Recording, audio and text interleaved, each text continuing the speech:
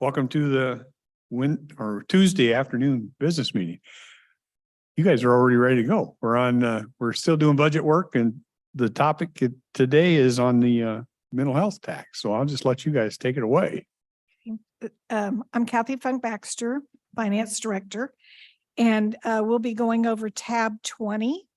And in case anyone wants any handouts, the things that we're going over are here on the desk as handouts. So, and I'm going to turn it over to Gina because she has a lot of history on this, and so she's going to go over some of the spreadsheets with you. Okay, Gina James, Health and Human Services. So I think you have a couple items in front of you. You have what Kathy has provided in your binder, and then you have a giant spreadsheet that I gave you as well. So then there's extra copies in the front.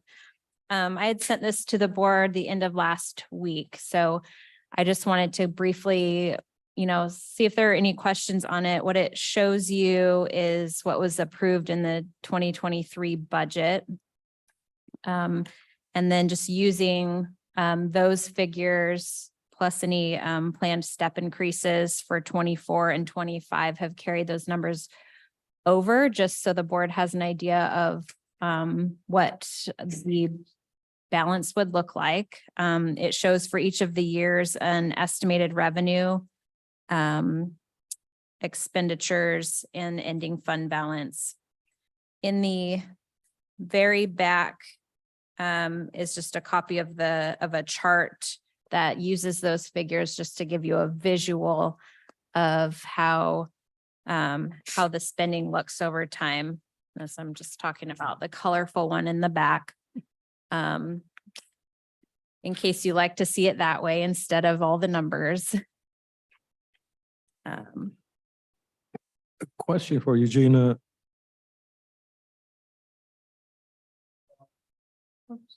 In 2025, you show a slight revenue. What is that from? That is just interest earned.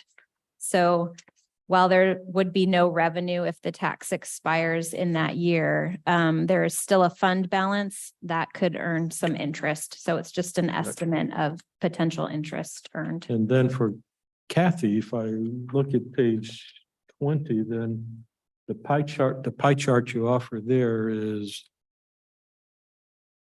assuming anything in particular, just a continuation of the spending level? Yeah, it's assuming status quo of the spending that was authorized in 2023, but as Gina said, with step increases included.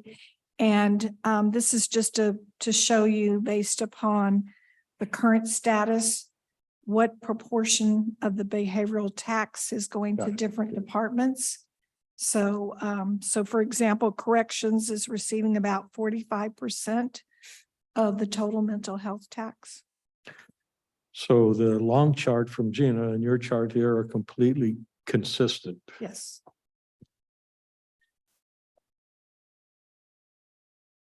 So Gina, I want to thank you for using the correct term for the tax. It's the behavioral health tax rather than, we've called it a mental health tax informally, and that's not true because mental health and substance misuse treatment are not the same clinically, but they're interrelated. They're codependent so often that we sometimes lump it all together. But this is a behavioral health tax that allows us to do both drugs. The good news is my chart says behavioral health. Well, and you will probably still see both sometimes, because I know so we still sometimes use both terms. So I also want to point out, I know in the past there's been questions about the number of FTEs that are funded with the behavioral health tax. So there's a column on the spreadsheet for each of the years that shows the FTEs. Try to figure out the best way to highlight that. Column AQ, AU, and AY show the FTEs for each of the years. So you can see that as well. And just to kind of do a brief overview, the spreadsheet has, it's separated primarily by department. There's 2 categories for Superior Court, one for mental health court and one for drug court. So those ones are separated out, but otherwise separated by departments. And then on the very last page of the spreadsheet, it's just a summary that has all of the numbers together. So you can see the beginning fund balance, the revenue, the estimated expenditures, and then the ending fund balance all in one. There's also a separate kind of smaller condensed section on that last page. And those are really more about the fund numbers. So it's just kind of a different way to look at the same things, but connected to the 2 funds. So I just wanted to point that out. Am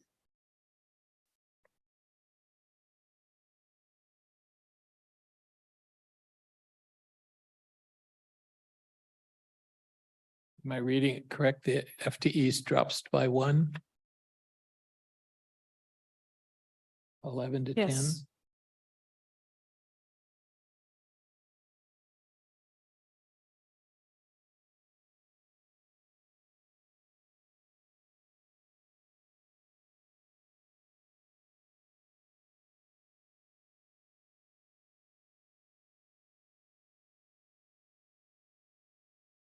Although it might be a misprint because That's what I There's- was just gonna say.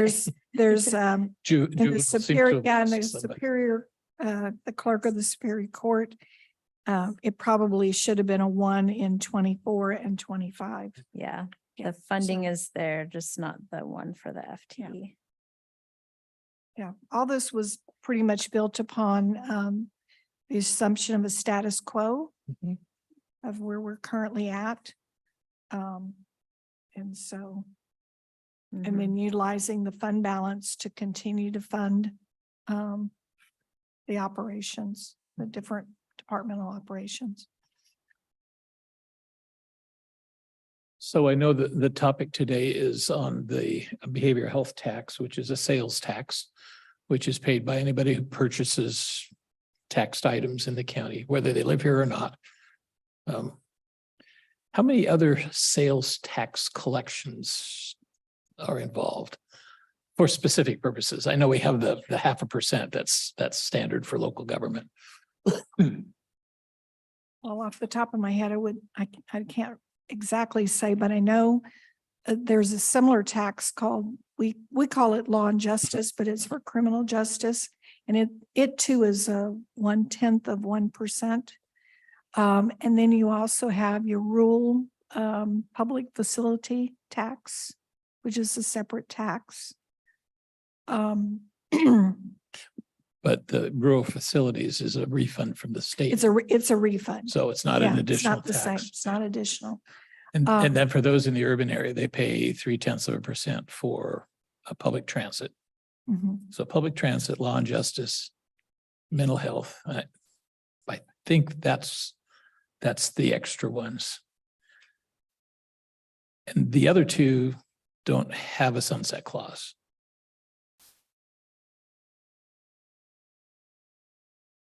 I mean, Yeah. we've not, Yeah. it's not come up, Yeah, Um, I researched the criminal justice. It does not have a sunset right? clause. And the public transit was voter approved. So I suppose they could repeal it if it went through a process, because that would make sense. Reason I bring that up is that it seems to me that if there is an interest to reduce taxes, it seems to me to be fairer to Cowlitz County residents if we reduce the property tax rather than a sales tax that also collects from outside. Because if we travel outside, we're certainly paying local taxes everywhere else. The other thing I kind of like about the different sales taxes, it's transparent. we know the programs to which those taxes go. And, if we just fund everything out of the general fund, it's a little bit more difficult for the public to be able to identify the different programs. It's very limited. It's only those 2 or 3 topics, but I guess my preference is if we want to do a tax rebate, we ought to be looking at that tax levy, which I think is on the schedule for Next week. next week. Anyway, that's kind of my thinking. Otherwise, I think these programs are good, successful programs, and I'd actually be in favor of just repealing the sunset clause. I'm just going to be done with it. Treat it like the other sales taxes and rely on the property tax for tax relief. Anyway, that's kind of where I'm thinking.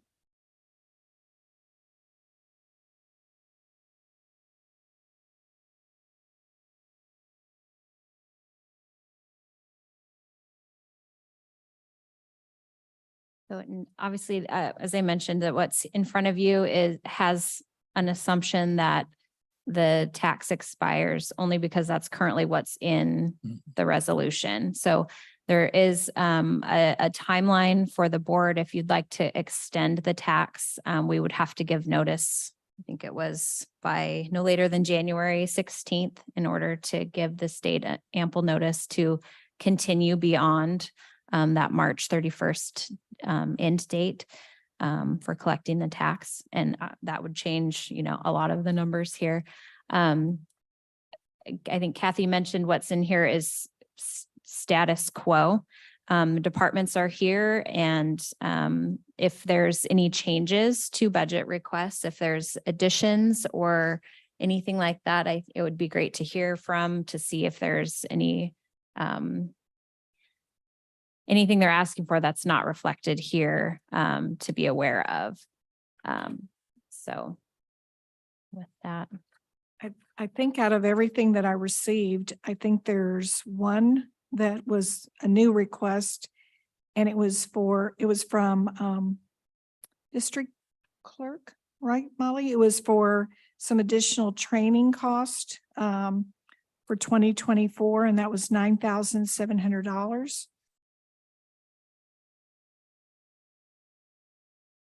Yes, and actually, after talking to Adam, we put those numbers together pretty quickly a few months ago, just in our preliminary discussions about having drug court be part of district court.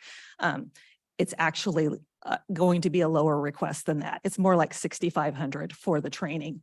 The trainings for the case aid that we've requested and the district court judge that will be presiding over drug court.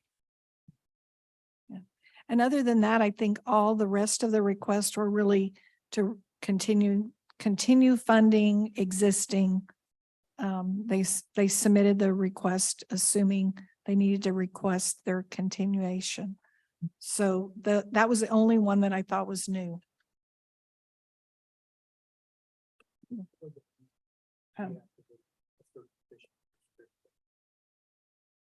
Under the behavioral tax. Oh, okay. Okay, yeah, so you want to come up and. Yeah.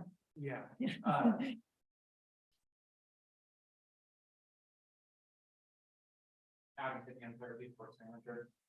We had a case manager position vacant right before the pandemic hit. So we did not fill that position at that time. I'm just going to take everything into. Numbers are on a rise again, and we are requesting that position to be funded. So you needed what, about mid-year next year? We'd like to fill it at the beginning of the year. I mean, you said the numbers are on the rise. You haven't hit pre-pandemic yet. Imagine that will happen next year sometime. We are at that, we're artificially. So with the understanding that the new case manager could be hired, we would be able to expand our numbers, but obviously I would probably look at, we're in the mid-90s. I want to be over 100. Is the green light on? I've got a comment from somebody that cannot hear. I'm you. not seeing it. I apologize. It is. Yeah, if you could pull the mic much closer to you. Yes, so we would be asking that we be able to fill that sometime after the new year, once our numbers go back up. Which they are, that we're right there at the spot where we need a third case manager for drug court. We're over the number for mental health court. So our intention is to use that position to alleviate stress from both of the programs. So the other two drug courts, the Hope and Safe court. Safe, Mhm. yeah. Those numbers are all incorporated in adult drug court, right? No, they're not incorporated. We have a case manager that is, I mean, your budget, I mean, we don't have those separated out on. there's a Hope court in there. That's a 1/3. I think that's just been incorporated into drug Yeah. court. Yes, Okay. I apologize. I do Budget. understand what you're saying now. Yeah. And the mental health court is relatively new. We've been trying to get that work put into place for a while. That's up and running Mhm. since 2018, and our numbers are just shy of 60 in that program. So we are over 16 or no 60 Zero. 60, yes.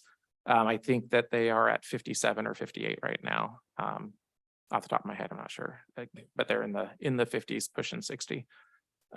So best practice says that caseload should be between 30 and 50. Obviously, 50 is the very high end, so we're trying to keep them in those range. We have one case manager for mental health court, and we are over 50 in that program. And we're in the 90s for 2 case managers for the adult drug court. I imagine it must be really difficult if you try to keep the workload the same. You're going to be moving clients back and forth between case managers, and that's probably not best practices because that interpersonal relationship is so important. We try to maintain a level using intake.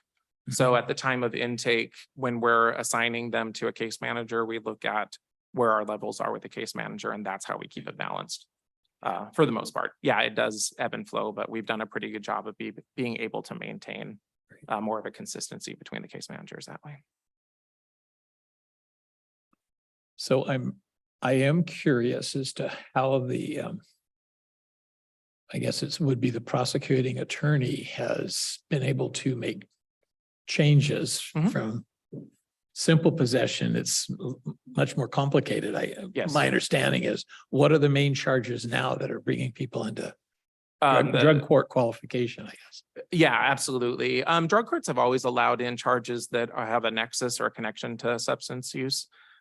So it's not strictly possession charges.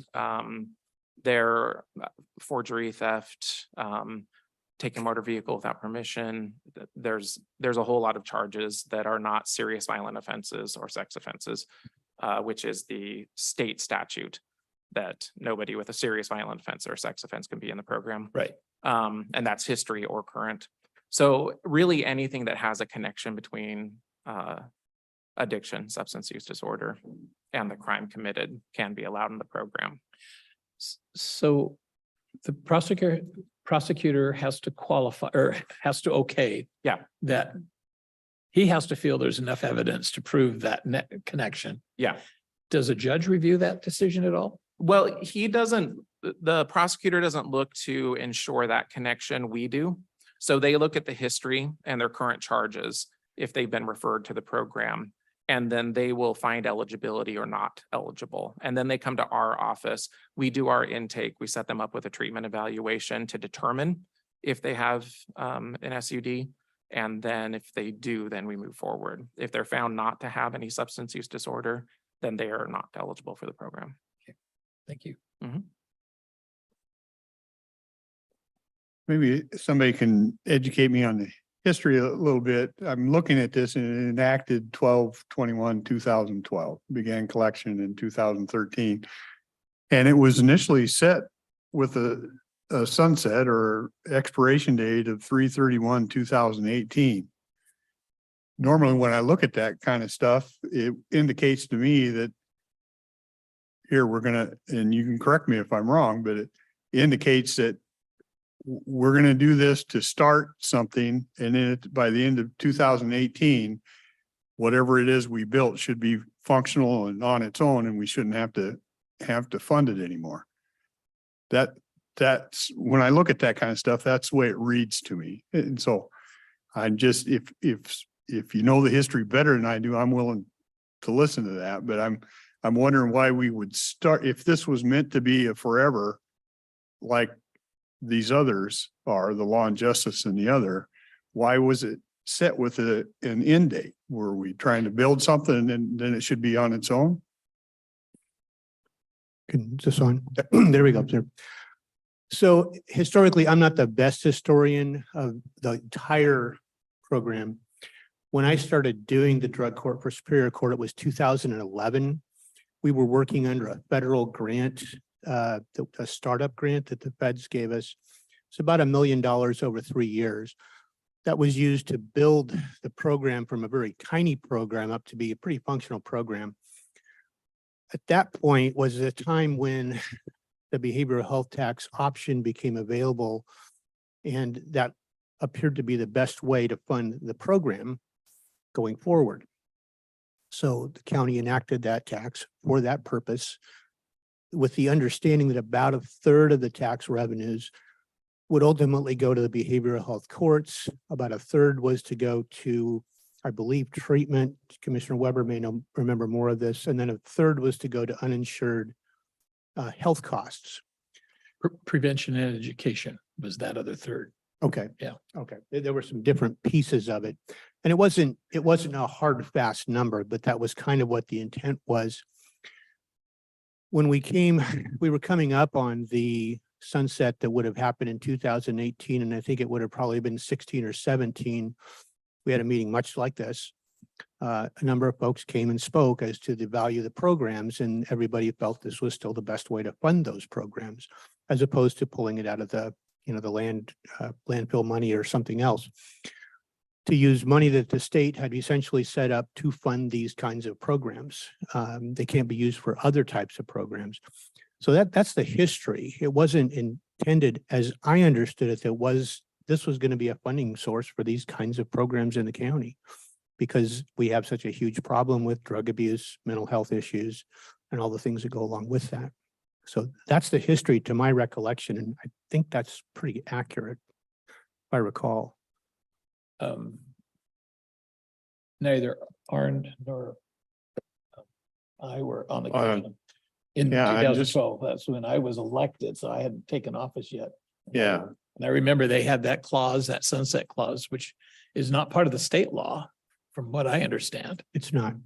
No, I don't believe so. I think it was. So that was something that they added. And Yeah. And I will confess that I thought that the voters, like the public transportation tax, the voters should have a chance to vote on that. And that didn't get very much traction by anybody else. And they said, boy, if you it's like pulling the tax out, the revenue out from underneath the programs. We can't hire people for the long term because the funding is not going to be secure. And we never did refer it to a vote of the people. So, and again, I think I've stated this pretty clearly before, that the judges don't take a position on how the commission funds things. That's your job, that's your business, how you do that.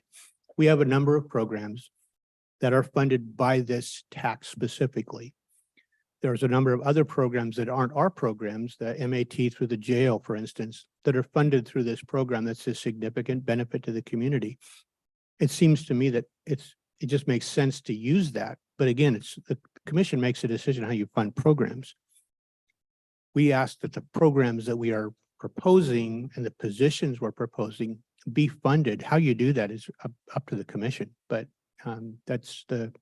we're a different branch of government. We don't tell you how to do that. But we believe the programs need to be funded. This seems to me to be probably the simplest way to spread the cost around so that they are funded.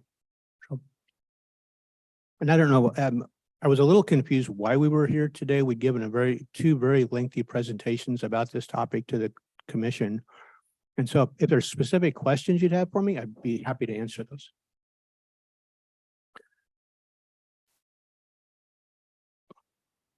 I'm not sure how to begin, and I've talked enough about that. Probably everybody understands where they may not know where I come from, but they know what I really believe in the matter. Let me ask you a question. This program, like drug court, is not a mandated thing. True or not true? True. Okay, and so tell me again, what is your personal specific interest in drug court? What's the motivation behind it? Motivation behind drug court for me personally is I've seen the benefits of what it does for people that go through it. I've seen the benefits in the community of people who are not continuing to commit crimes because they're clean now and they actually are living productive lives. So for me, it's really, it's a public benefit. And I've looked at all the statistics, of which there are just reams and reams of statistics, both locally, our specific program, statewide, and nationally. These programs, and I think, Commissioner, you've indicated this yourself, it's the best thing we do. It's the most effective program we have. Yeah. So that's why I support it. I think when I look at people, you send them to prison, they come out and they commit more crimes. So last time you spoke, you admonished us about the separation of Yes. powers. Mhm. It's curious that one of your arguments is to save us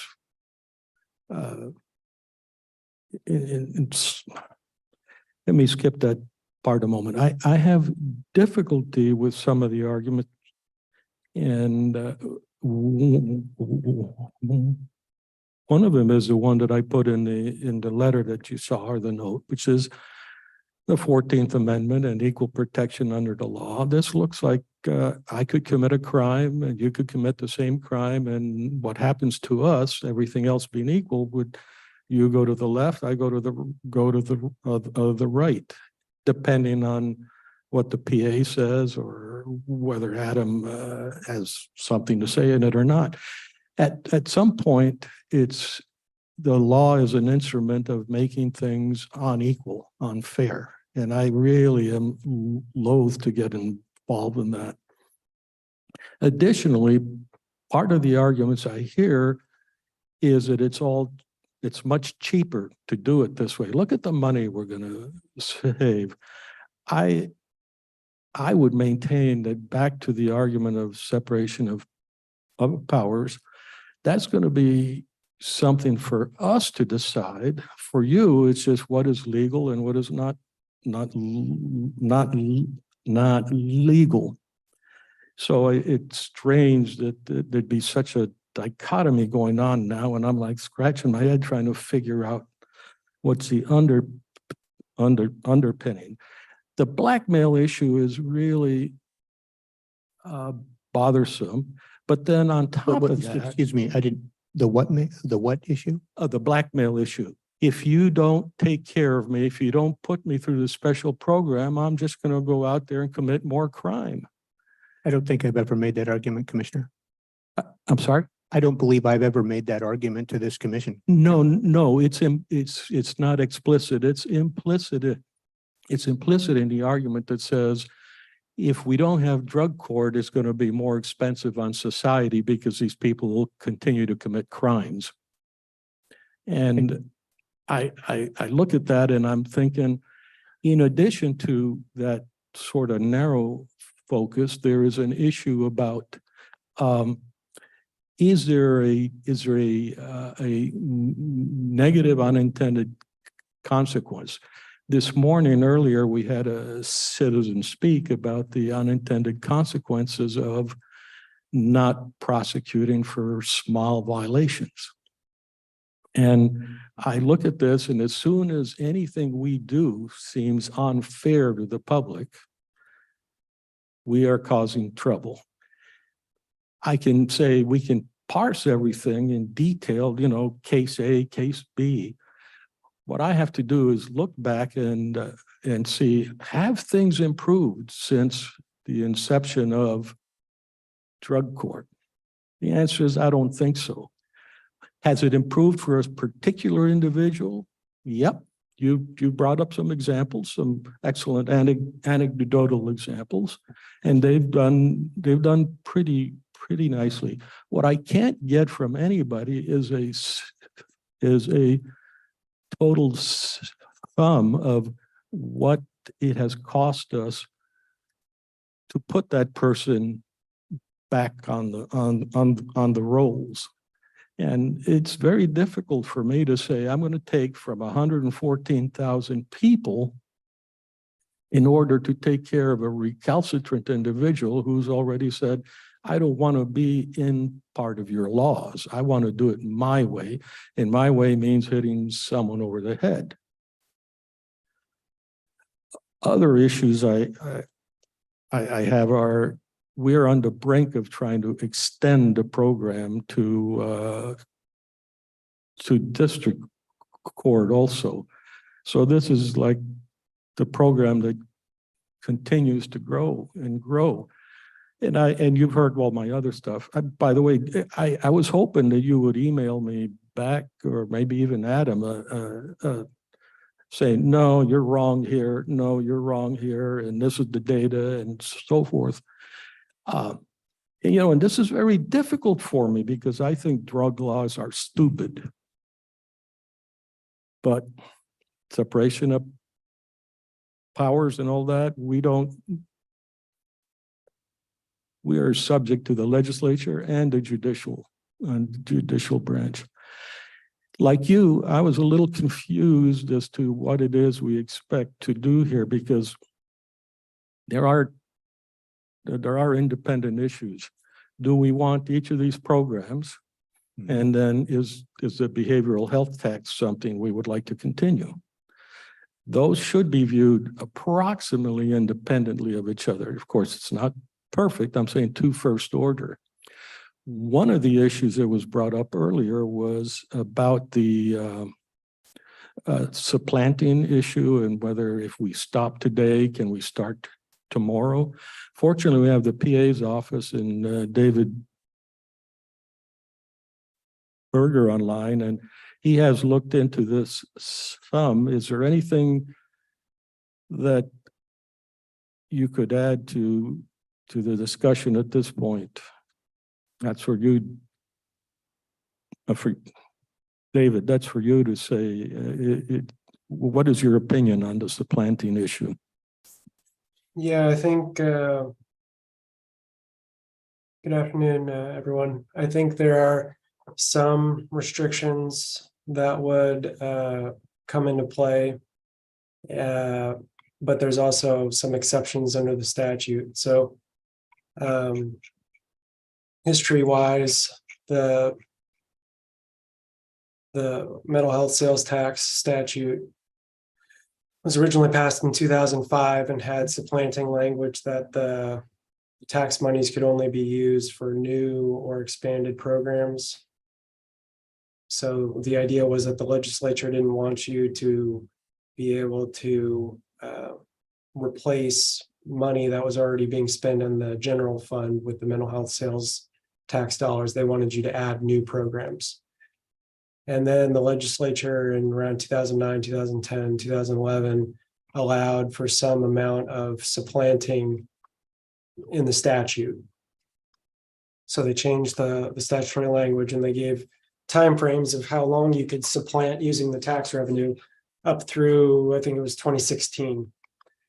And then the statute has been further amended, and it now has a specific, the original supplanting language back from 2005 is not there, and we have subsection 4, which says all monies collected under this section must be used solely for the purpose of providing new or expanded programs and services as provided in this section. And it still has the timeframes from the earlier statutes up through 2016, even though we're past 2016 now. So and the statute doesn't really contemplate a situation where the commissioners end a tax and then reimpose it. I don't think the legislature really had that in mind when they were creating the statute. So in some terms, we're in uncharted waters. And we have reached out to the Department of Revenue to try to clarify their position on this, and I haven't heard an update yet. I'm hoping someone will get back to me this week. But I think the idea is when you end the mental health sales tax, or if you were to end it, it would reset the clock in terms of what's new or of what's new at the time. And so then if you continue funding programs with general fund tax money. There is an exclusion for the courts, is there not? Correct, yeah, I was gonna get to that as well. But so there, I think there's a couple exceptions. One would be if you were to reduce the amount of, reduce the programs or reduce the spending. And then, like, for example, just as a hypothetical, the MAT in the jail, if I don't know how many people do that, but say, for an example, you had 4 staff members doing MAT at the jail and you decided, well, you want to keep MAT at the jail, but you want to reduce it to 1 staff person. And so you end the mental health sales tax and you fund the 1 position with the general fund. And then 10 years down the line, you decide, okay, well, we want to bring back the mental health sales tax because for whatever reason. I think the language under the statute of new or expanded programs would allow you, I believe, to then use the mental health tax revenue to expand the program back up to 4 staff positions.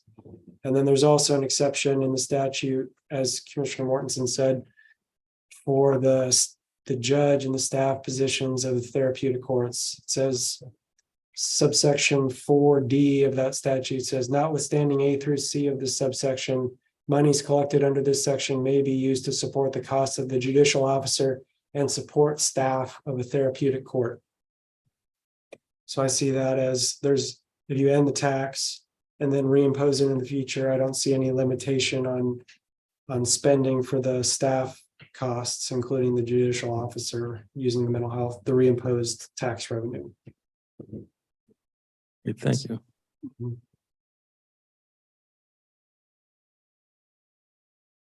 So kind of What's the- summary, there's some restrictions, but there's also some flexibility left in there. And you're still expecting to hear from the DOR. He said, yeah, Gina asked me an additional question today. And I was drafting up a response to my contact up there. So I was gonna reach out to him and ask if he had heard anything as well. But yeah, he did say he would get back to me. So he understands this is an important decision and we're needing an answer. So he also agreed with, basically, I kind of paraphrased what I said to you all today, and he personally agreed with my interpretation. And he's basically a staff person on their tax team. And they have their own attorneys that they work with, and he was gonna elevate it to their attorneys and who are their experts and get back to us. So we have this staff person agrees with this analysis, and we're just waiting on sort of their attorneys' opinions.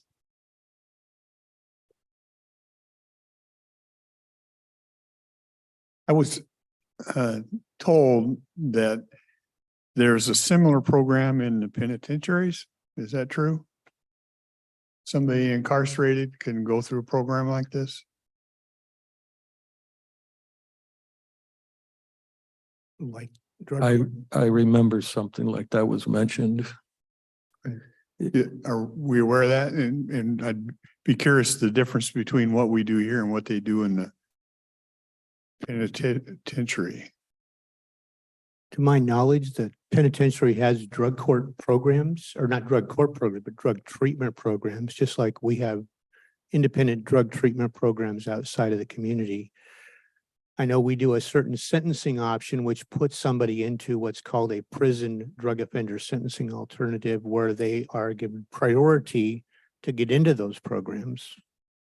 Not everybody gets that particular sentence. It's a much shorter sentence than a standard sentence typically. It's a longer community custody, but it provides treatment through the institution. It's not a drug court program. There is no other that I'm aware of anywhere that is similar to what drug court does. Our treatment programs. Mhm. Correct. So you can, we have the ability to try and get them into a program, even if we sentence them.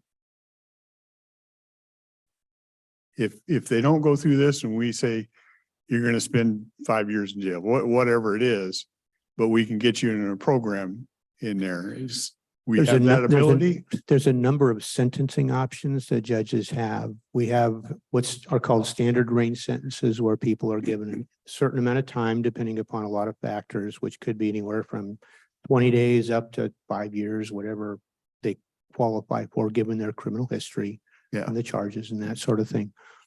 Some cases, they may qualify for what's called prison-based drug offender sentencing alternative.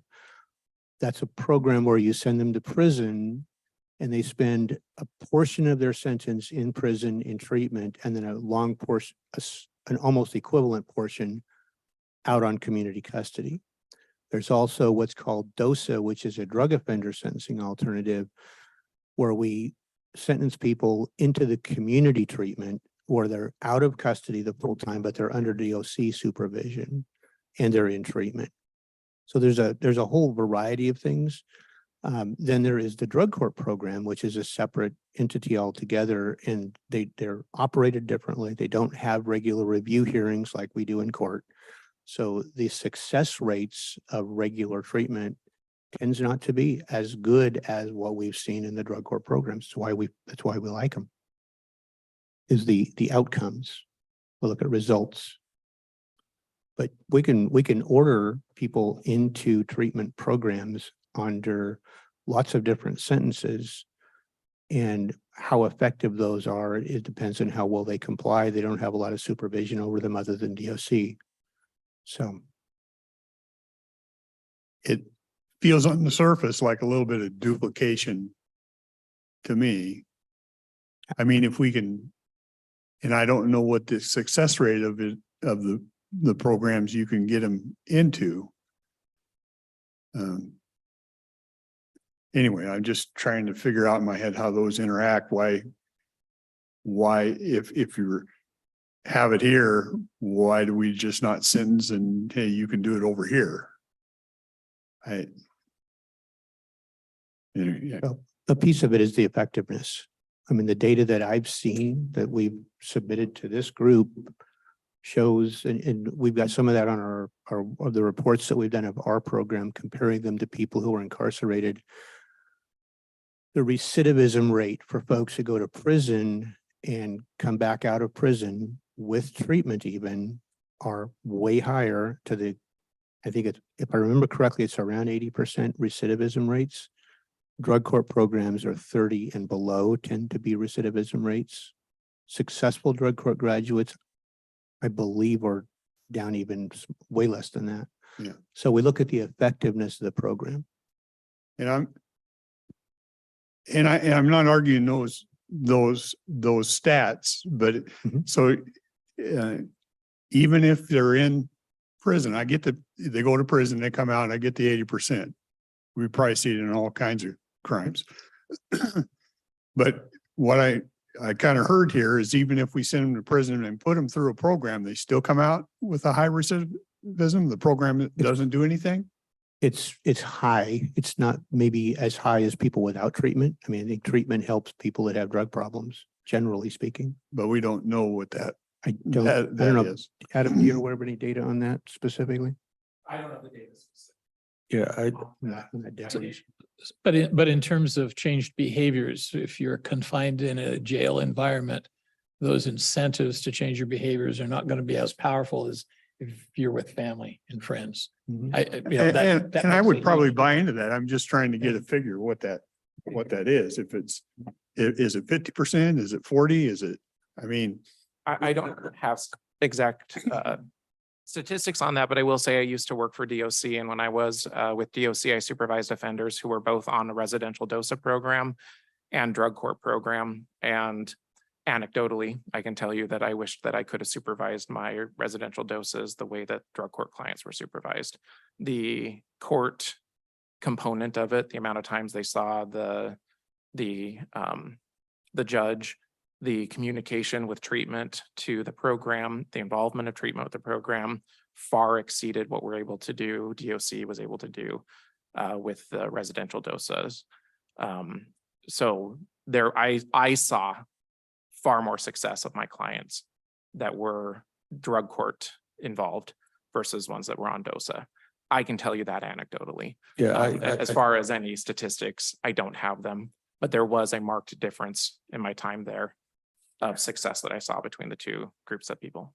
Yeah, I think we need to be very careful here because we don't really have a proper control group. In some sense, when you go into drug court, it's a self-selected group. And that just means it's going to be biased towards success right off the bat. And what we tend to need to do is address the full universe of things that happen, not just the people. A lot of these people would be, no, I shouldn't say it that way. Behind my mind is NA and AA work pretty well. Yes, and they work better when there is a supervisory authority mandating that they go so that they can build their support. I don't know that you can say that. You can say that for a class of people, having a supervisory authority is necessary to get them to the point. Yes. Because the public out there that is committing the crime have the option to attend any NA or AA kind of thing, or go through many of the programs that HHS offers. They do. But it ends up that you have to grab them when they commit a crime because they've eschewed that opportunity. Yes. I don't really know how to think about what we really should do. I know I'm pressing on the drug court hard, but I think it's because we really want to do the right thing. I know we all do. I mean, I can say some good things about drug court, which actually I was going to ask the judge. Very often in cases of crime, we ignore the victims. In drug court, I believe requires restitution. Yes. Is that right? Yes, absolutely. Is the drug court the only program that requires restitution? It's not the only program that requires it, but in the requirement for restitution, they have to graduate the program. They have to pay that restitution before they graduate the program. That's not the case in other programs because. Well, I was thinking more specifically of the program that the chairman was saying. Are there drug treatments in the prison. big house? Yes. So in those programs, the payment for restitution, to my understanding, won't even start happening until they're out of prison. They just don't have the funds to be paying on their court fines. So that's usually becomes a stipulation when they're at DOC, when they're being supervised. But those charges can go on. They can choose not to pay them, or they only pay $5 to $25 a month on their fines, fees, and restitution, and that can be drawn out for a long time. And that only addresses the tangible issue. So if somebody hits me over the head, I may be traumatized for the remainder of my life, even though all I lost was $105. So in that case, in any victim case, we reach out to victims and have a conversation with them. We explain the program to them, and we ensure that they don't object to the client coming into the program. So there is victim communication. Any restitution is required to be paid off before they can graduate the program. And then if they don't complete the program, if they're not doing what they're supposed to be doing, they continue to go on warrant and they're terminated from the program, they get the time that they would have gotten had they not started the program. So we're either looking at success in the program, or they do get the time in prison or jail that they would have gotten previously. And the victim has a say in that. And I know you've begun to try and collect real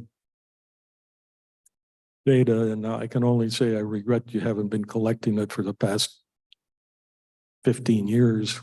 Yes. Yeah. We've talked before, and I don't and I've told you, I don't have a tremendous amount of heartburn with drug court. I'm trying to just get straight in my mind how, where they can send it here or where you can send it there and the effectiveness of it. And I believe that when somebody's at a point to get help, and that's what these people are telling you, then we provide a way for them to get help. And if it works and you're doing it, what I'm forced into is all this minutia of,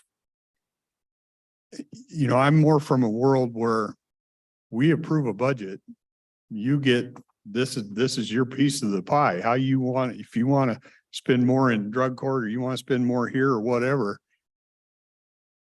I try to stay out of that purview, but we're put in the deal of looking at all this and saying, yeah, all these bodies got to go there. And that's a little bit difficult for me because I don't work in that arena and I'm not the expert.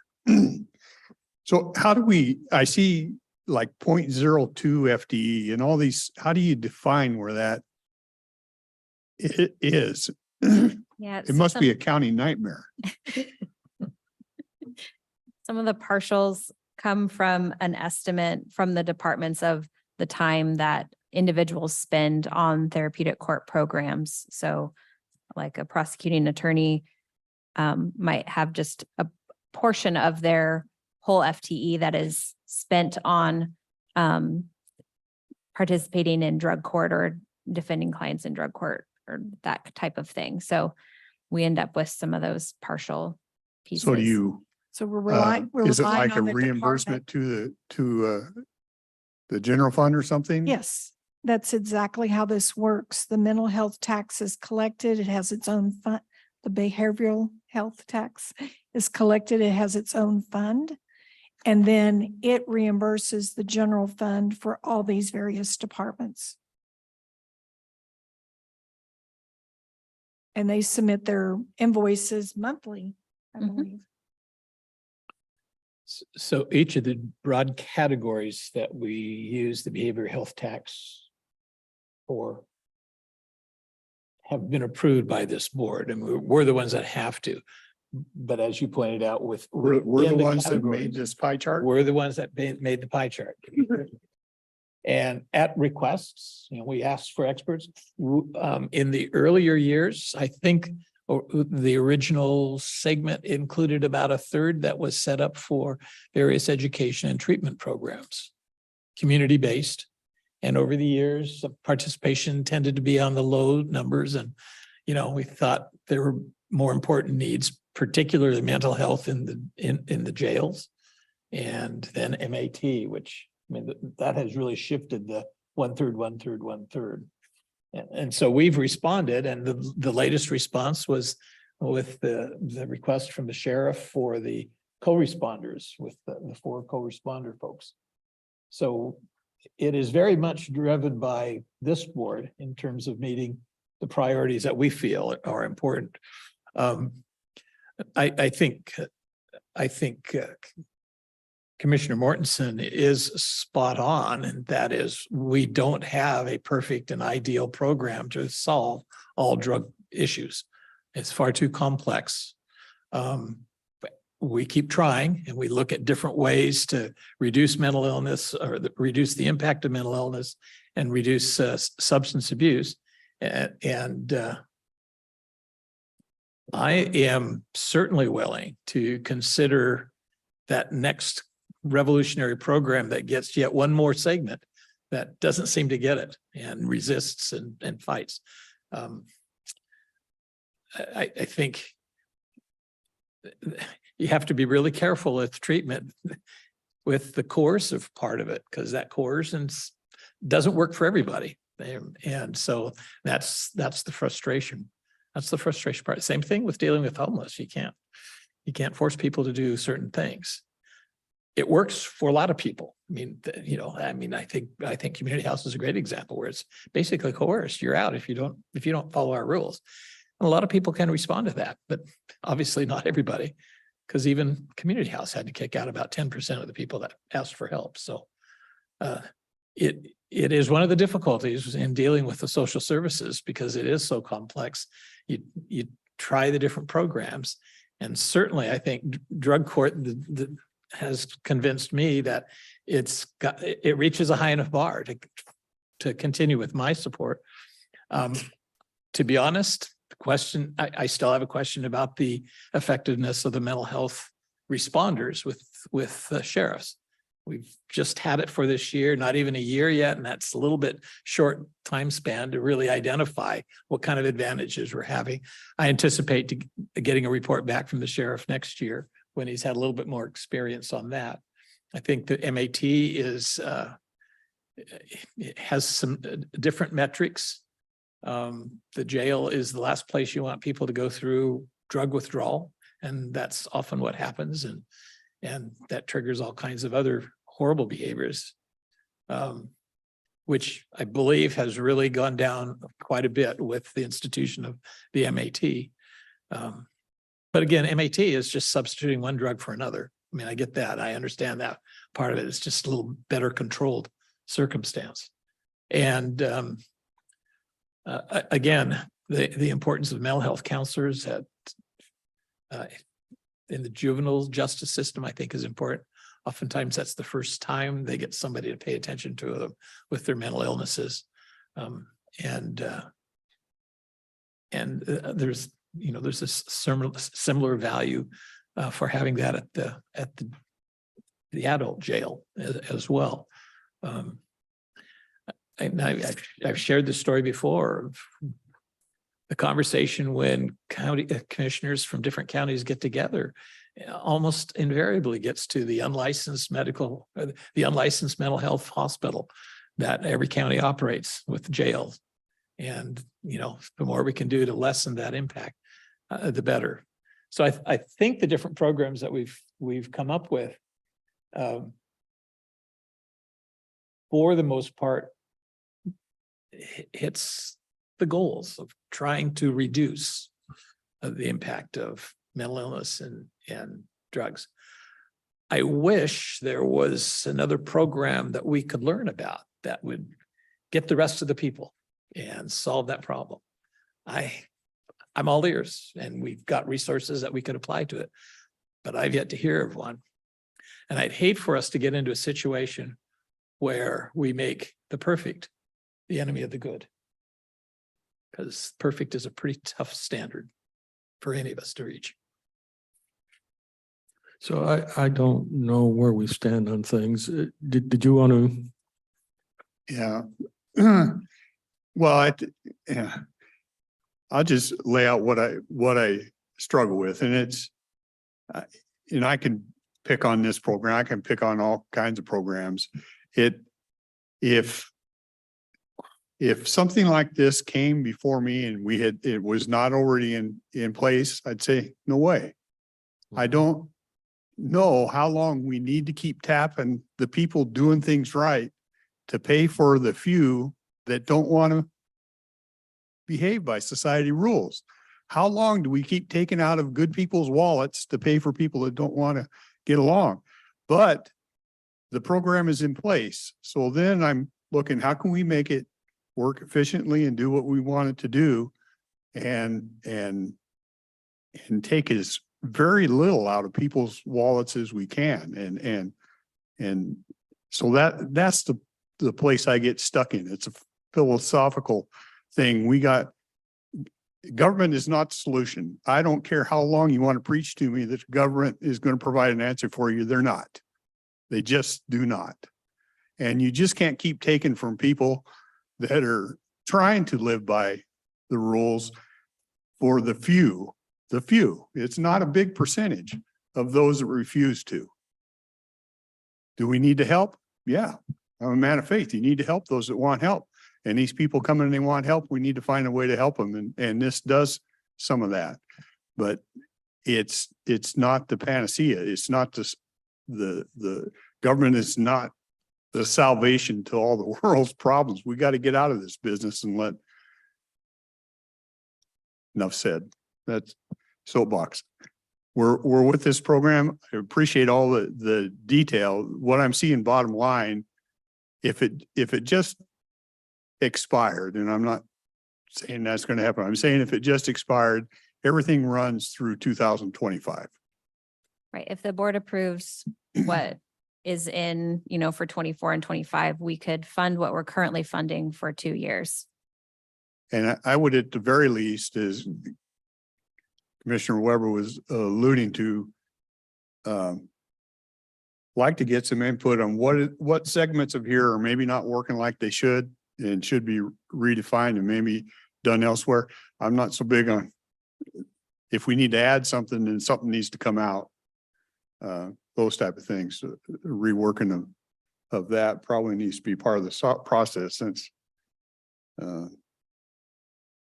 we're put in that position. But I do have a person on the line if you want some more. Yeah. Again, I'm not sure how we should go about things here. We've got the opioid tax that, or not tax, but the payout from the opioid settlement, that I'm perfectly happy throwing that into the pot, this kind of pot. I don't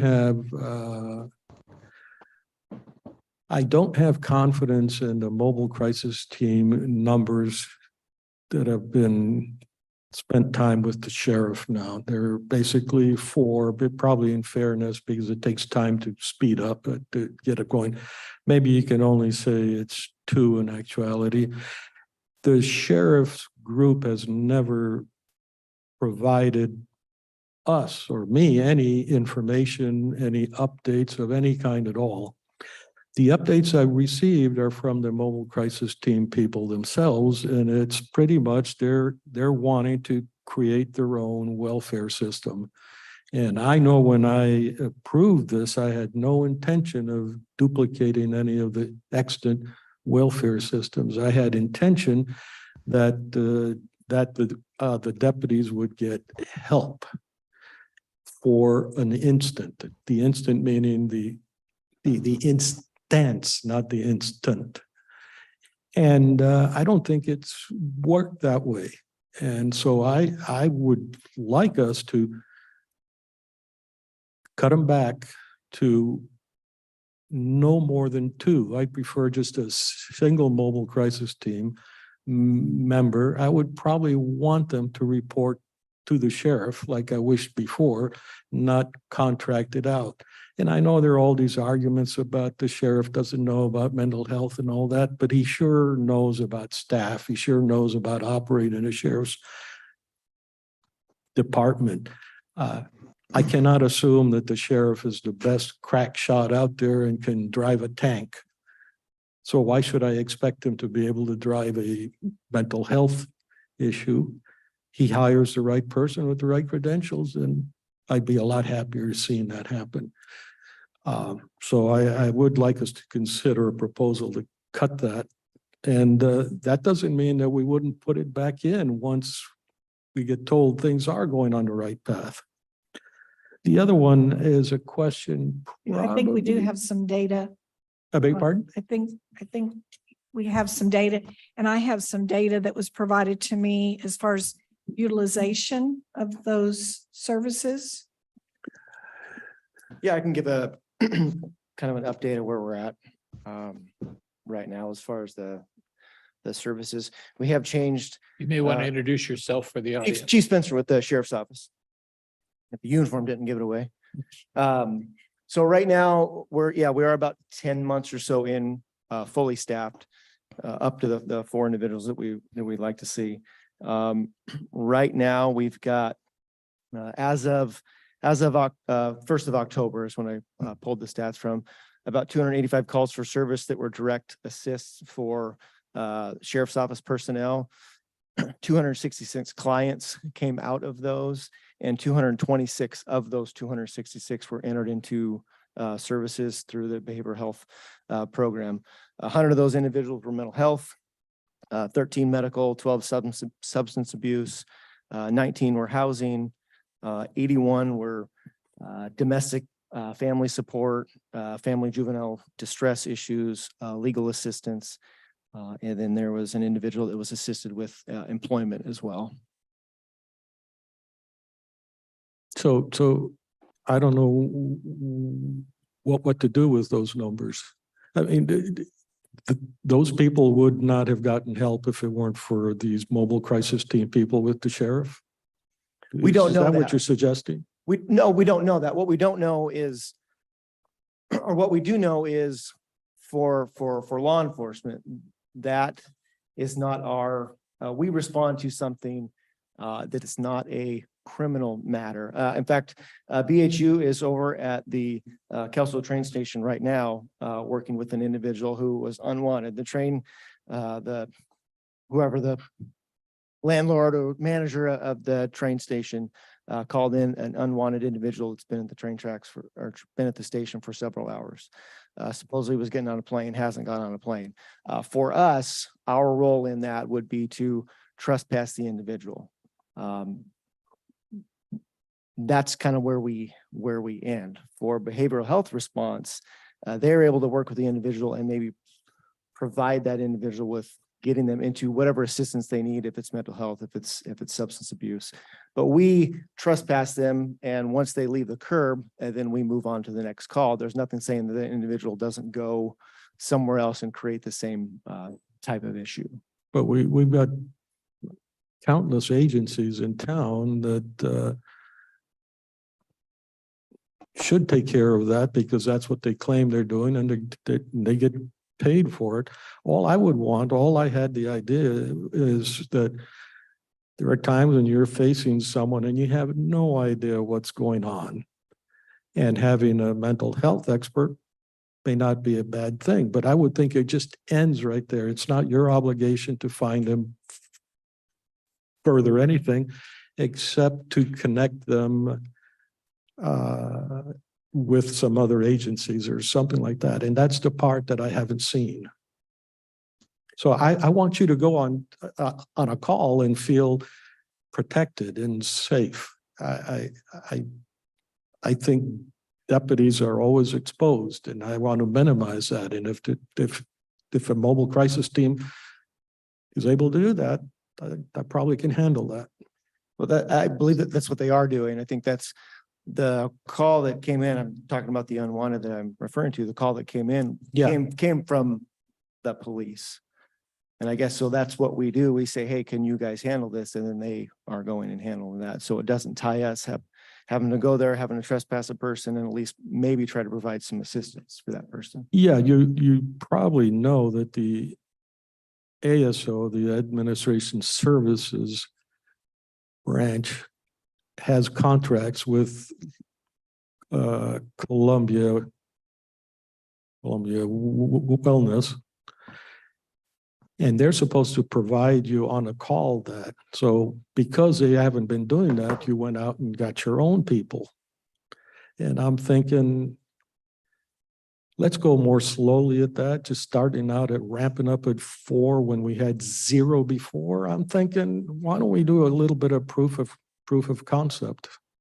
Well, I think we established that in the beginning that this was a pilot project. We didn't really know what everything, how it was going to work and the benefits and things like that. And so we're obviously, open to readjusting or revamping or taking a different look at this program and the benefits of it. So, because again, it was new to us. It's new to a lot of agencies. I know that the Longview Police Department started a program similar to this, and they have since now hired 2 individuals that are City of Longview employees and not contract employees. And so they went through a year and a half process, and that was the outcome that they came up with. So based on the numbers that you've provided us for 10 months, I think I might have done the math wrong, but it looks like 248, you said you've had 248 clients. 266 clients. Well, that shoots my math all to pieces. But anyway, ultimately, we're talking about 6 to 10 clients per responder per month. Okay. So then the question is that a good purchase of services for the money that we're paying? What would the goal be? What should the goal be? Yeah. Should it be like 15, like every other day? If we have those kind of crises, and But at the same time, this is a pilot project. We were just getting started. It's not, those early months probably wasn't very active. So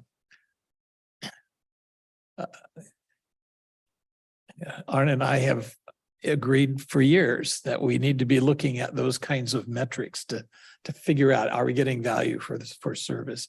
There is that qualitative element that's always involved with service, for service delivery.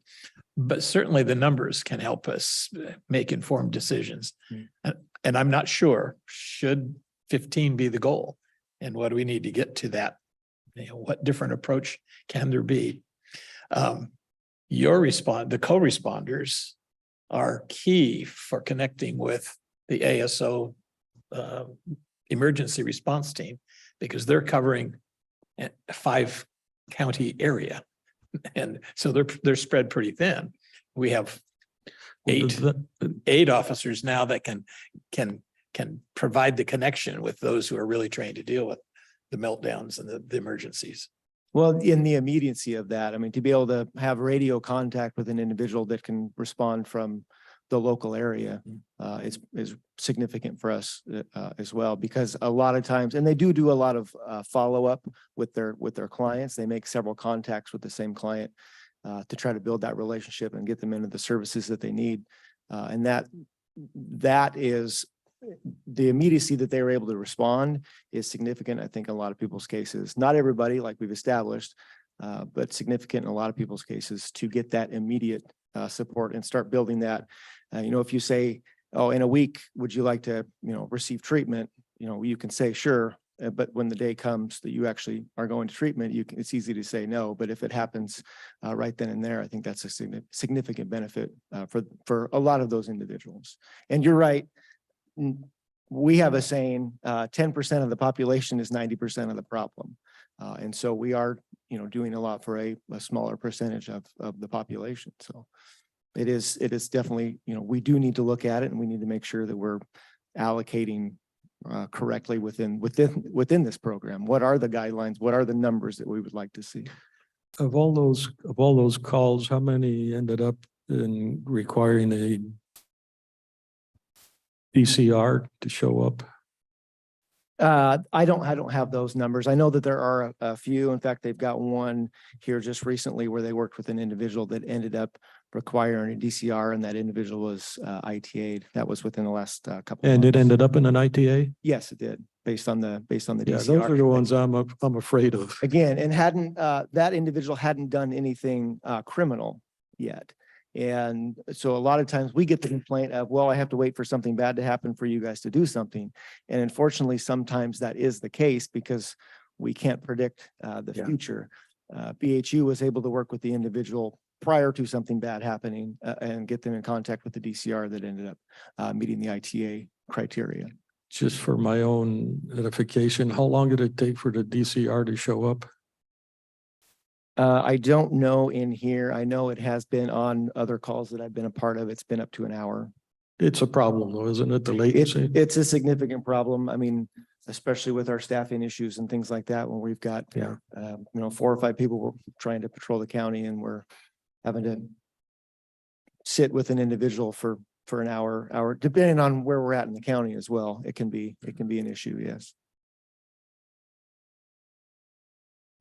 I've got Thank you. questions maybe for Adam. And on, We do have a hand up. Who's been waiting? Or you?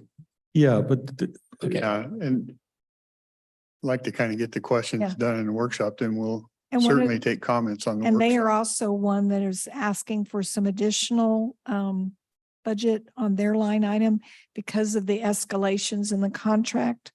It's about over what they're currently getting. It's about $30,000. Yeah, there was a Increase. COLA, their union agreed Yeah. to a COLA increase for the next 2 years. What is our total budget? Or 403 is not, 403? Uh, So, this particular one is 403 per year. And so no, there- county budget, bottom line, what's our total what's our total roughly? county budget? Yep, 260. 260. that is. 260. So this 2 point something is roughly 1% of our total. Less. budget. Yes.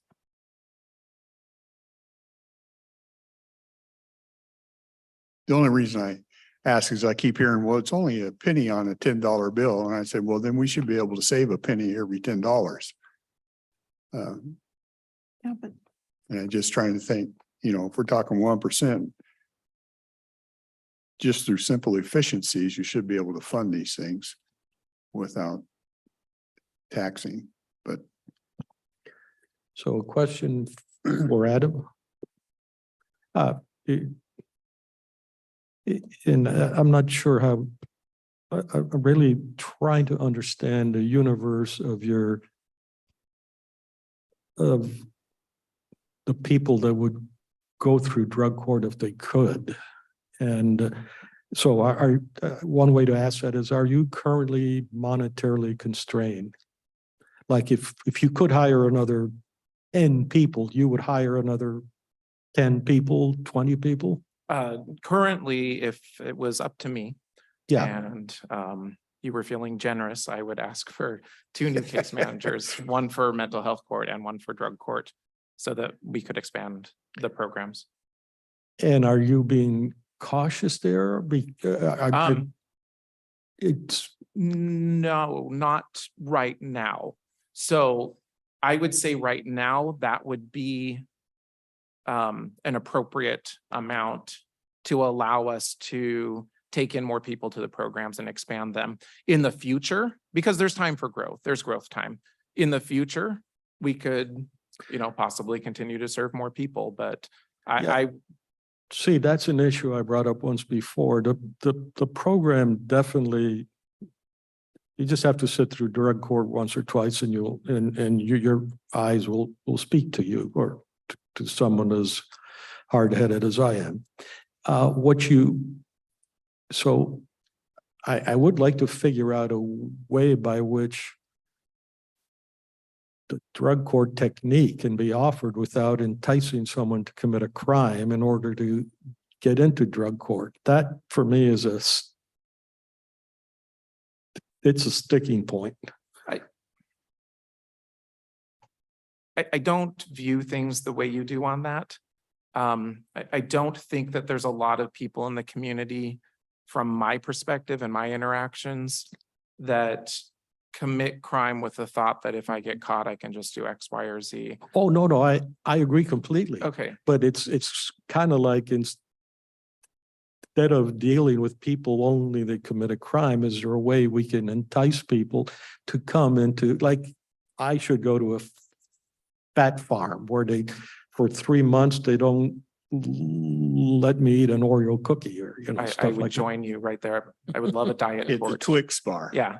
If we could have a sugar court or a carb court, I'm right there with you. So I'm just saying, you have a good formulation. As best as I can tell, it's the best around. Yes. But it's segregated now to only people who commit a crime. And I'm Yes. like, good So grief. I understand that. And we have had calls. My son is, engaging in drugs, and can you help him? And the answer is, unfortunately, our office can't. Although when we do get those calls, we give that person resources to contact SUD treatment centers and things like that. But there's The something. problem is that without a criminal offense behind it, there's no teeth, as you will. There's no way to hold somebody accountable, and it's the accountability, the requirement to go to treatment, the requirement to go to NA or AA or some other sober support group. That's really what gives it its teeth and its foundation. And without that, any other program doesn't have that. Right. I'm off. There are lots of athletic organizations or early PE where if somebody screws up, the whole squad has to do the push-ups. Mm-hmm. I mean, we have to figure out how to get people, because I don't know that you have to. I think you can get their enthusiasm and desire built up which is essentially, I think, one of the reasons drug court has what it has done, what it has is all of a sudden people see that there is something worth fighting for. A lot of it is tied to the judges. I've seen that, but I do have trouble with the unequal issues of the law. With the what? What I said before, two people committing the same crime, one goes to drug court and gets a bye essentially, and the other one ends up in jail. It just, that doesn't bode well for the unintended I- consequences. You might be surprised that I don't see things quite or much differently than you do. I would like to help more people. That's where I could say, yeah, if we could get 10 case managers, we can help, 500 or so people. Do you remember one of the first times we met was because you were part of NAMI, and Yeah. I have been donating a little bit Mhm. to NAMI on the side. Yes, I do. And NAMI is a fantastic organization. I wish it was more present in our community currently. Yeah. I understand what you're saying, and if there was a way to engage people at the level that we do in drug court or any therapeutic court outside of the court system, I think that would be a fantastic program if there's a way to do it. So I hope you conclude from this, at least, the bottom line is we're losing. And we've got to think outside of where we're patterned.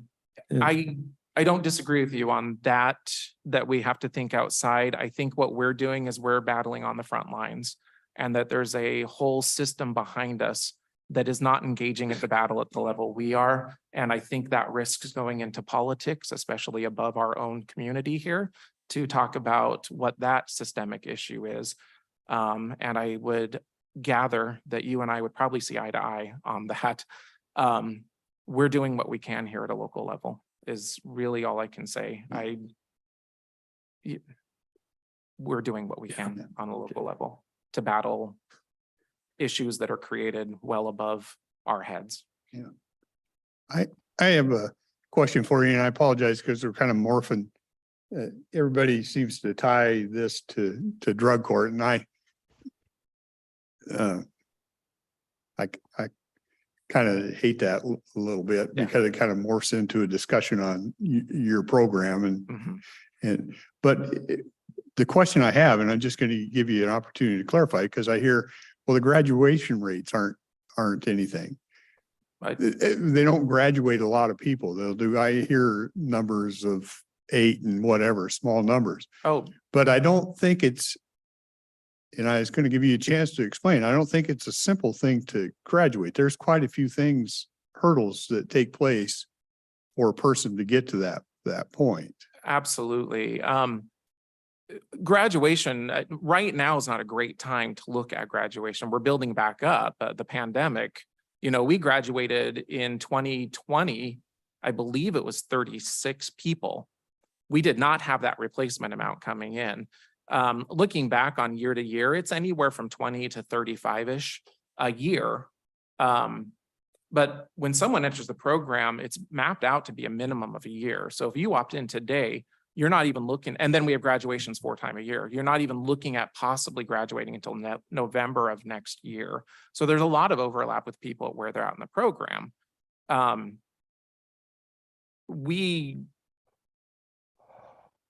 wish I knew how many people we were looking at. We're looking at a handful of people for November to be graduating. But when our numbers dropped down significantly because of the pandemic and then the Blake decision, and then the prosecutor opened up eligibility to allow more people into the program, we took on a lot of people all at once. So now those are the people that we're working through the program to get to the point where they're going to graduate. So we're now starting to see those people hitting that point, that maturity there, that they're at that point to be able to graduate. So our numbers have rebounded back almost to where they were pre-pandemic. We were at about, I think the day before we shut everything down, we were at 104, I believe. We're in the 90s now. So we're definitely back where we were there. So our graduation rates are amount per graduation is starting to go back up. To where it was. I'm just trying to come across with the point. It's not it's not like you come in and you read 3 chapters and we're Right. going to give you a diploma, right? Yeah. There's work to do and there's restitution to be made and all that kind of stuff. And I'm happy to run through that very quickly if you'd like me to. When they enter the program, they go to intensive outpatient, which is about 3 months worth of time. If they're really struggling, they may go to inpatient treatment, which could be probably around 30 days, and then do IOP. And then beyond that, they do a program called MRT, Moral Recognition Therapy. And that program is up to 36 weeks to move through that. And then there may be other programs that they do alongside that program. So if they do everything perfectly, it takes about a year to go through the treatment in the program. Now, there can be setbacks, and setbacks can happen obviously from a relapse.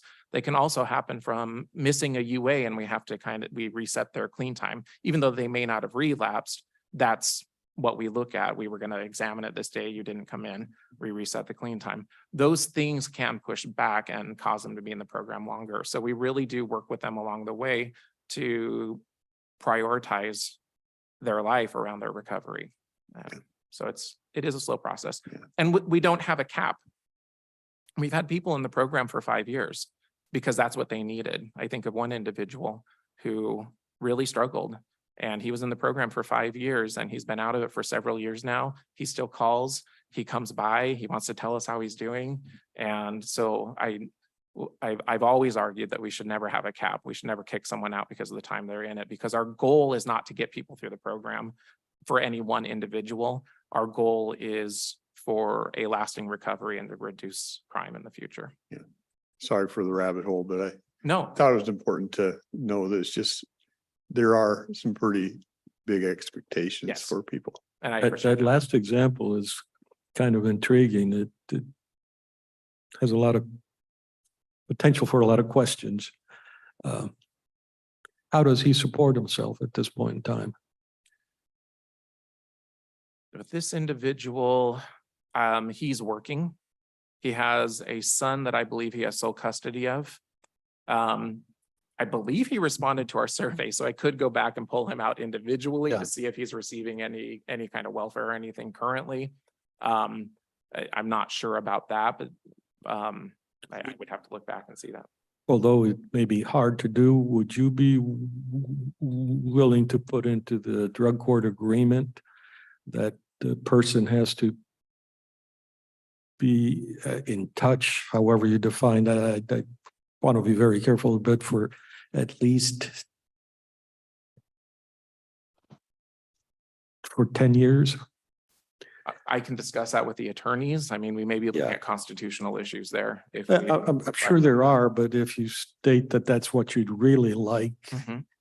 when they graduate, if they feel that sense of gratitude for what you've done for them, maybe they'll follow through. Yeah, I don't think you can go send the police after them. Right, yeah, Yeah. if they don't, but we can discuss that, or that there's the hope or the expectation that we would be able to reach out to them for beyond graduation. I think that's kind of consistent with what you mentioned about an alumni association of, Yeah. a group. We are, Where they continue the mutual support. yeah, in so years. we are working on alumni group. Lewis County has a vibrant alumni group, and where we would have alumni of the program that help to support the current people in the program. We're working on a 501c3 drug court foundation. So there's several things we have in the works right now that are pretty exciting. We could probably talk all day, but so back to the So next why are- steps in so why budget. are we here? Yeah. So. We're having a workshop on drug court.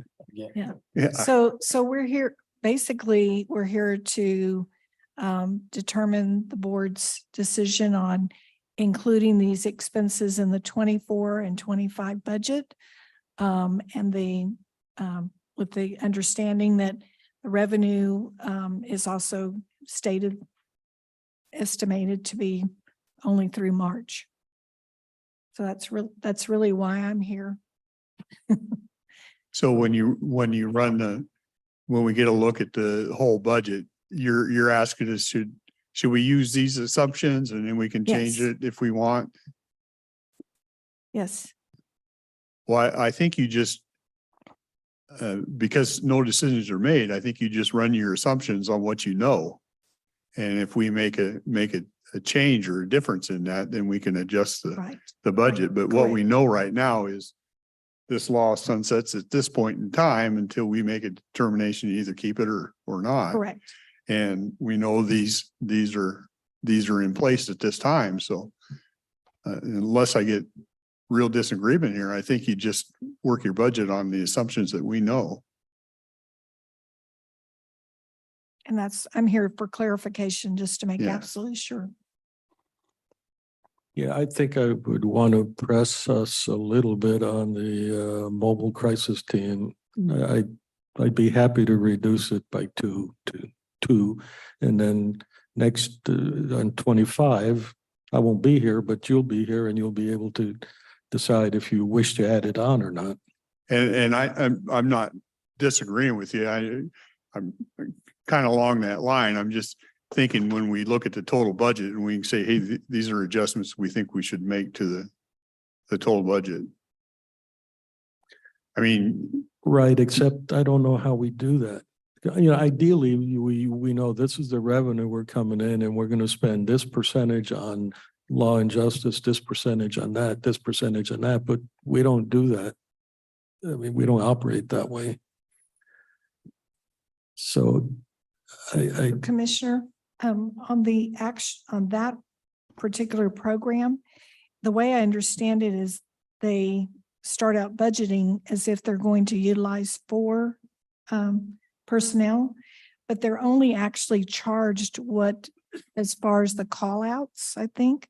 And so, for example, through the month of August, the paid bills, they've only utilized about 180,000 of the 403,000 that was authorized. So that kind of reflects that startup cost that they weren't charging up at full strength. But right when you away. say startup costs, they actually had this program last year in the On budget. fall, yeah. And so I went and looked and pulled the numbers for that, and they spent 331,000 of the 403,000. So it looks like they're not spending the entire allocation that they're given authority to spend. yeah, but I don't know what to make out of that. We kind of pulled the numbers out of thin air at some point with some assumptions that things will go a certain way, and these folks are the ones that have to make that operate, and I'm thankful they didn't go in the other direction. But you're saying this is an hourly contract? Yes, and not to exceed.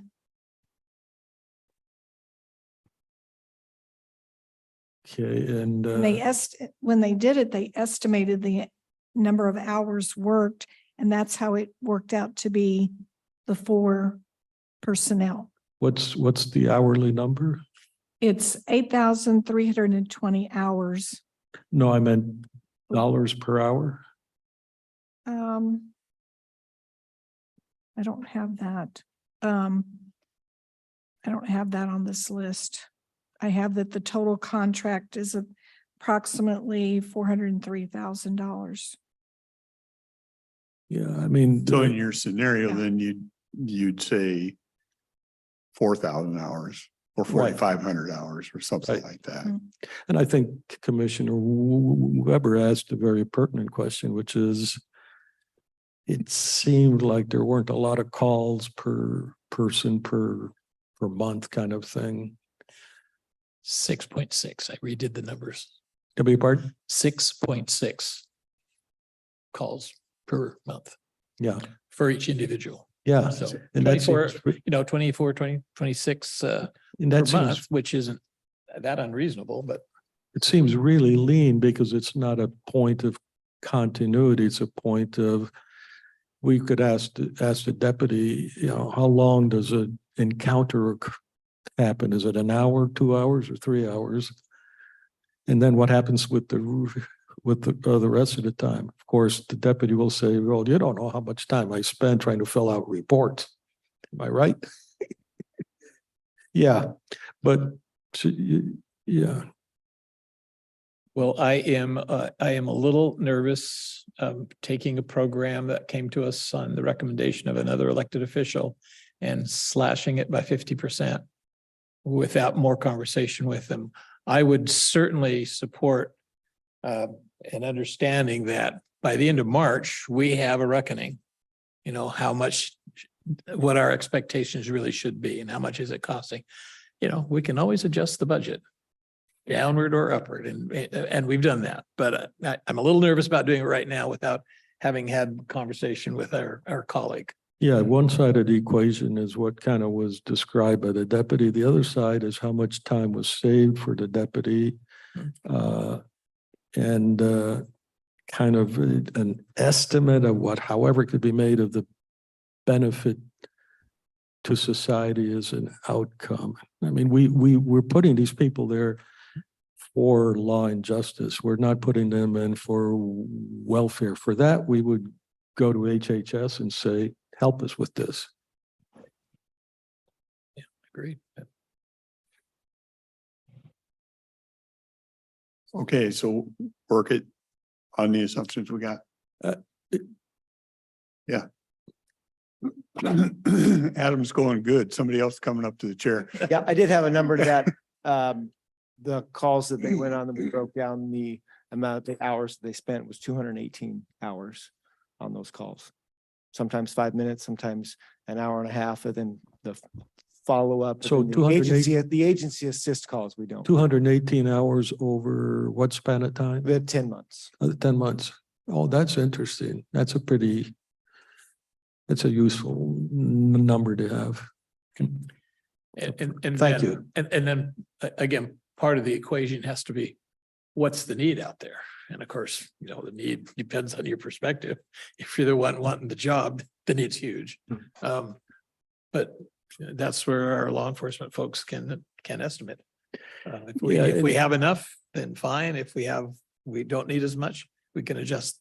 Well, I do downward. know that generally two of them, I know that was the struggle when Kelso had their one individual, two of them, it works a lot better because that's when they're able to respond out in the field by themselves as opposed to taking LE with them, unless the subject warrants LE to be there as more of a security than anything. So let me see if I understand it. So based on the contract, it was given that it was 4 people, but but then I learned it's basically on a use basis as per hour that we get billed for the service. And you're saying sometimes it's helpful to have more than one from the mobile crisis team there. Is that what Yeah. you said? Yeah. Yeah. So I think that makes good sense to me. But then I just take a look at the total number of hours. I think we probably went on this thing earlier without really thinking through if it's like an hourly not to exceed kind of thing. And we've got 218 hours or something like that. I would say multiply that by 2 or even 3 and make that be the limit.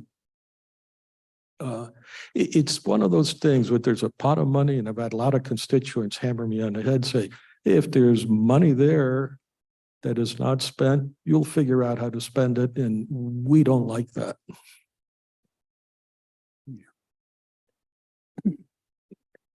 So did we kind of answer what you were looking for? I'm good. Okay. Okay, let me, We still have the sunset that's looming, so Mhm. that hasn't been addressed. In our assumptions, this is all built upon the fact that the tax sunsets and the fund balance is utilized to continue to fund these programs that have been previously funded. so we have that decision looming on us, but I would still say do your budget on what you know at this point in time, and we change it, we amend the budget. Okay.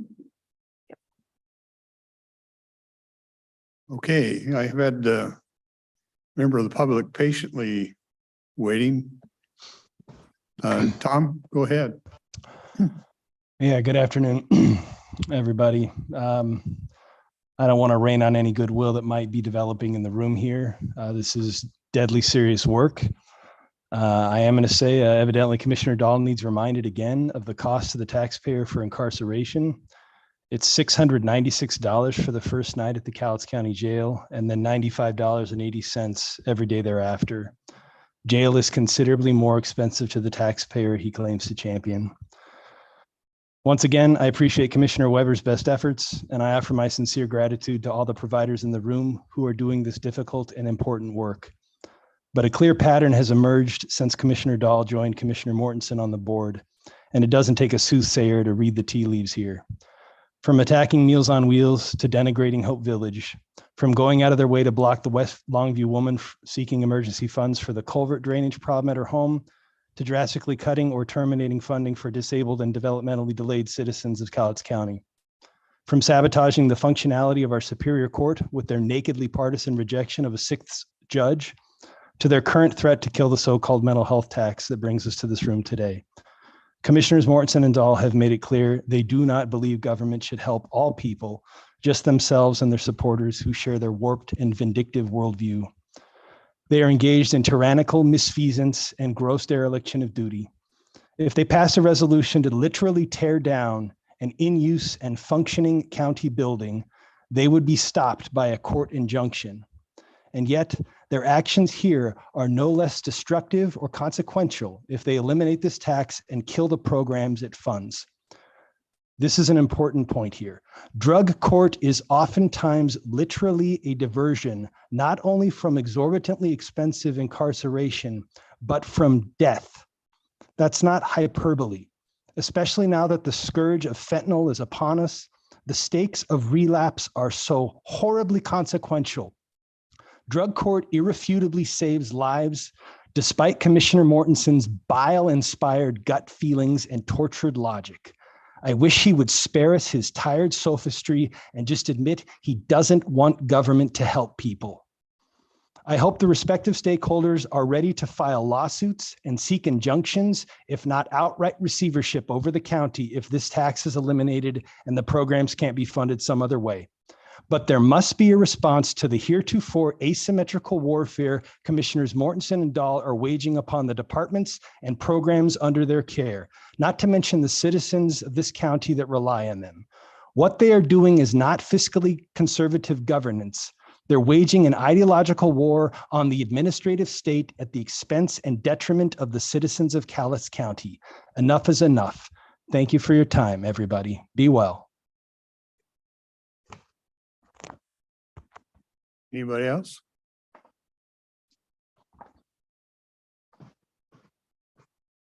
Do we have anything else for this workshop? Do I see anything? Is that what you wanted to cover today? We have workshop. Workshop on Tuesday. Okay, And you'll be gone on Wednesday? I'll be gone tomorrow and Thursday. Well, So Thursday doesn't this- matter. We don't have anything going, but I'll be gone Yeah, tomorrow. Okay.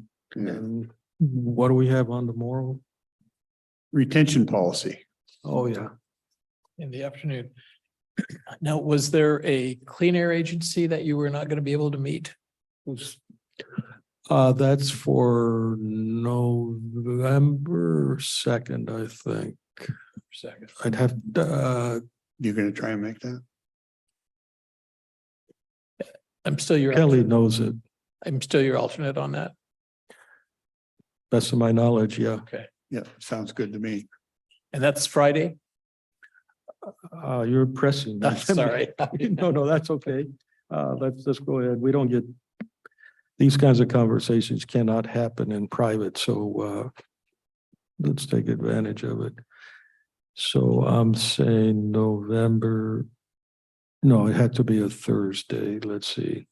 It's a Thursday. It's a Thursday, 3 Okay. PM. I can make that. Okay. Thank you. Yeah, that's a good agency. Okay. Once again, Oh, thank you all one- for participating. We always appreciate it. Even if you don't agree with us. One quick question for Yeah. you, Rick. Was there anything about the retention discussion for tomorrow that, Not that I saw right offhand. okay, I think it's been looked over by our attorneys and has it not? yeah, Yeah. do you expect any decisions out of tomorrow? I think we'll push everything to a Tuesday. Yeah, Okay. okay. Okay, Yep, We will just adjourn. Sending it on. thank you.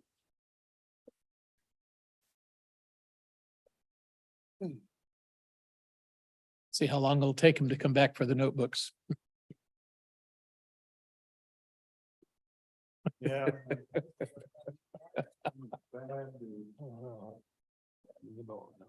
We'll have coffee someday. Do you know what Monday, budget is going to be about? Does it say? I don't think we have it. Didn't you just say Not Monday next- you had a budget thing? Yeah, yeah. You said Monday Wait. budget workshop. Well, Wednesday, the next budget workshop, not Monday. Yeah. I know. We just have our regular meetings on Mondays.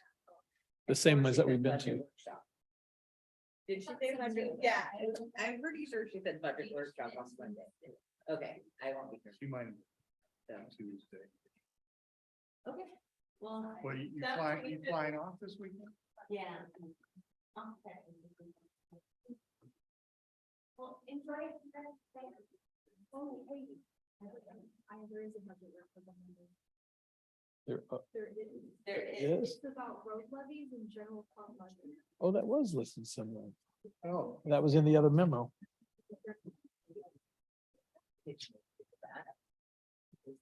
Is that, what's that, Public Works?